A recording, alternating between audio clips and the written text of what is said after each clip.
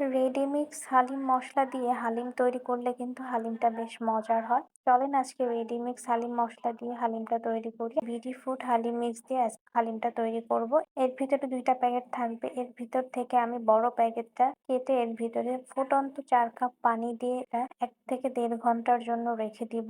পানিটা অবশ্যই ফুটন্ত গরম পানি নিতে হবে। এখানে আমি সম্পূর্ণ ফুটন্ত গরম পানি নিয়েছি 4 কাপ। এবার এটাকে ভালোভাবে মিশিয়ে রেখে দিব 1 থেকে 1.5 ঘন্টার জন্য। হালিমটা রান্না করার জন্য আমি এখানে সম্পূর্ণ ফ্রেশ আধা কেজি গরুর মাংস নিয়েছি। এটা সম্পূর্ণ হাড় ছাড়া সম্পূর্ণ ফ্রেশ মাংস নিয়েছি আধা কেজির মতো। সেটাকে আমি এরকম সাইজ করে কেটে নিয়েছি, একটু ছোট করে কেটে নিয়েছি। এবার চলে যাচ্ছি রান্নাতে। এর জন্য আমি প্রথমেই তেল দিয়ে দিচ্ছি 1 কাপ পেঁয়াজ কুচি। পেঁয়াজটাকে ভেজে নিচ্ছি। এটা কালার যখন চেঞ্জ হয়ে আসবে তখন এর ভিতরে দিয়ে দিচ্ছি 1 চামচ রসুন বাটা, 1 চামচ আদা বাটা, দিয়ে দিচ্ছি পরিমাণ মতো শুকনা ঝালের গুঁড়া। এটা আপনারা আপনাদের পছন্দ অনুযায়ী কম বেশি দিতে পারেন। দিয়ে দিচ্ছি পরিমাণ মতো লবণ।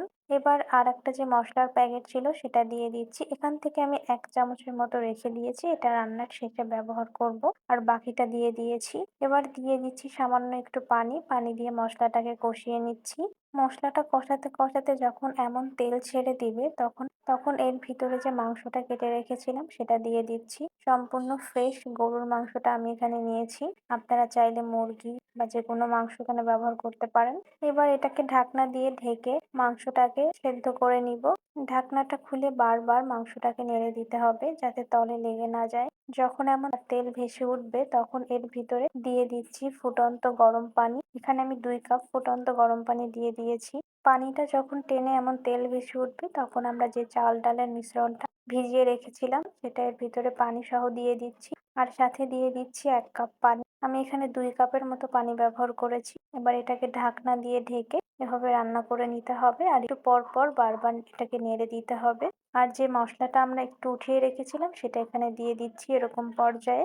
আপনাদের যদি পানি আর একটু বেশি লাগে তাহলে পরিমাণ অনুযায়ী পানি দিয়ে দিবেন, তবে এটা বেশি ঘন করবেন না। এবার এটাকে বাগার দেওয়ার জন্য অন্য একটা প্যানে পরিমাণ মতো তেল নিয়েছি আর নিয়েছি রসুন কুচি, আধা চামচ আস্ত জিরা, 4টা আস্ত শুকনা ঝাল। এবার এটাকে ভালো মতো ভেজে এর ভিতরে দিয়ে দিচ্ছি। দিয়ে এটাকে নেড়ে 2 থেকে 3 মিনিট জাল করে নিব। জাল করে গ্যাসটা অফ করে দিচ্ছি।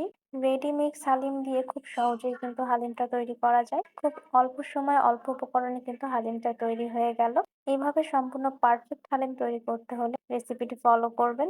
ইনশাল্লাহ আপনাদের হালিমটাও পারফেক্ট হবে, খেতেও মাশাল্লাহ অনেক ভালো হবে। ঠিক বাইরের মতোই আপনাদের হালিমটা তৈরি হয়ে যাবে। সবাই ভালো থাকবেন, সুস্থ থাকবেন। আল্লাহ হাফেজ।